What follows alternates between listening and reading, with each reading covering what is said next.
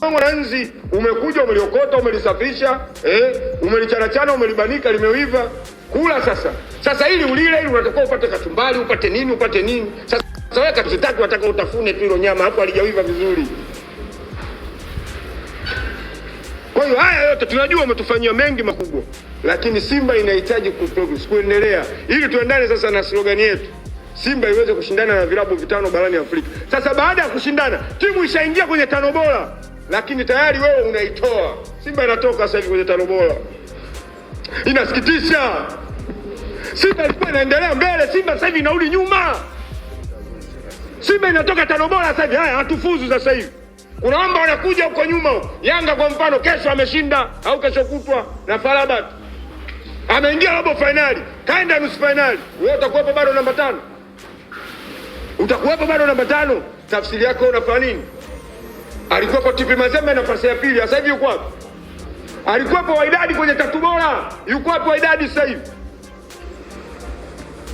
Lakini wenzetu wanatoka kimpira, lakini sisi tunaona kabisa tunatolewa live. Miaka minne Kibu Denis ndani ya Simba Sports Club imekuwa na bilinge nyingi mpaka leo hii tunavyozungumza. Kibu Denis ameondoka na atakwenda kujiunga na klabu moja huko nchini Libya. Ni klabu gani sijajua, lakini of course ameaga rasmi kwenye page mbalimbali za klabu ya Simba. Ameweza kupostiwa akiwaaga wachezaji wenzie na kuwaasa kwamba wapambane ili waweze kupata ubingwa na vitu vingine kama hivyo. Lakini mafanikio ya Kibu Denis ndani ya Simba naonekana ni finyu, hasa kwenye upande wa kwenye ligi. Amekuwa na mchango mdogo sana, naweza nikasema amekuwa na mchango mdogo sana kwenye upatikanaji wa mabao, lakini pia yani career yake haikwenda vizuri kama ambavyo watu walitarajia kumuona akiwa pale ndani ya uzi wa klabu ya Simba.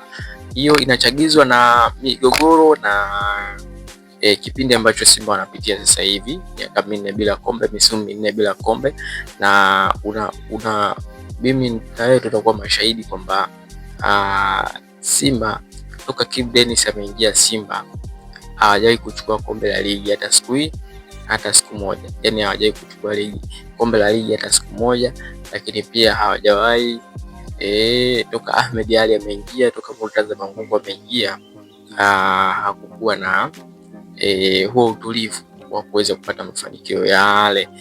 Mafanikio pekee ambayo wamepata ni kuchukua tu na kombe la Mapinduzi, labda ngao ya jamii labda, lakini pia kufika fainali ya CAF Confederation pia alikuwa ni mafanikio makubwa sana kwa Simba, na unaweza ukasema ni klabu zote mbili hapa Tanzania zimeweza kufikia hicho kilele cha mafanikio.